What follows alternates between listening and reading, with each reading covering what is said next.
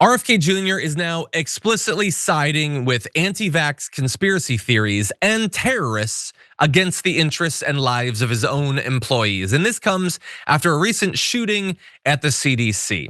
The shooter went to the agency's Georgia complex, ended up firing between 180 in some reporting, 500 in other reporting shots, killing one police officer, that is David Rose. The gunman then shot himself. It was a self-inflicted gunshot wound, according to Georgia officials. Law enforcement doing their investigation have made clear that the man attacked the CDC over his misgivings with the COVID vaccine, citing in part documents they recovered from his home in which he expressed those views. And the director of the CDC, Susan Menarez, whose office it appears might have actually been shot up during this attack, acknowledged to the agency staff that misinformation can be dangerous, and this was evidently a targeted attack based on anti-vax conspiracy theories about COVID-19.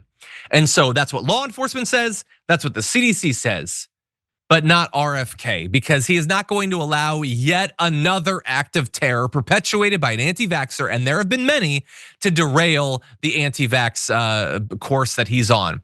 He said, "We don't know enough about what the motive was of this individual, but people can ask questions without being penalized."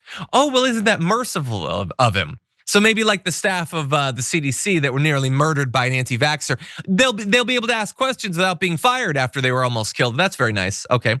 By the way, the guy's own father said that it's linked to it, that he became depressed and suicidal and blamed it on the COVID-19 vaccine.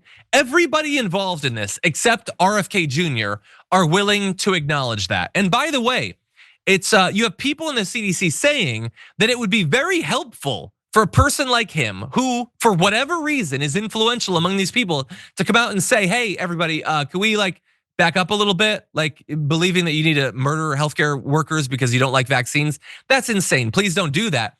That might actually help. And so what RFK Jr. is facing right now is the same thing that Donald Trump faced on January 6th. Responsible people saying, "Hey, put out a statement. There are people potentially dying here." And just like with Donald Trump, he just twiddles his thumbs. "I really like the conspiracy theory, and I don't want the anti-vaxxers to not like me, so maybe I just don't do anything." Now, begrudgingly, Donald Trump at least eventually put out a statement. It was filled with delusions and lies and all that. He's not even doing that. He is willing to, like, he is so dead set on protecting the tiny, deluded, delusional fifis of anti-vaxxers that he will continue to open up CDC employees to potential future acts of political terrorism. That is who RFK Jr. is. And again, we've been doing a lot of reporting on him. He has not missed a single opportunity to be exactly what we said he was going to be. He didn't get in there because of the dyes or the additives or whatever, make America healthy again. He got in there just to stop vaccines. That is it. And I swear to God, in the next year, he's going to do something about the childhood vaccination schedule. Just wait, okay? I hope that I'm wrong. I hope I'm being hyperbolic. I don't believe it. He is there for that one thing. He is, in a metaphorical sense, a suicide bomber meant to take out our vaccine infrastructure. He's already pulled the funding. He's firing the scientists. He's gutted the boards and put anti-vax loyalists in there. He's a step away from encouraging this. He's certainly not discouraging it. That's who he is, okay?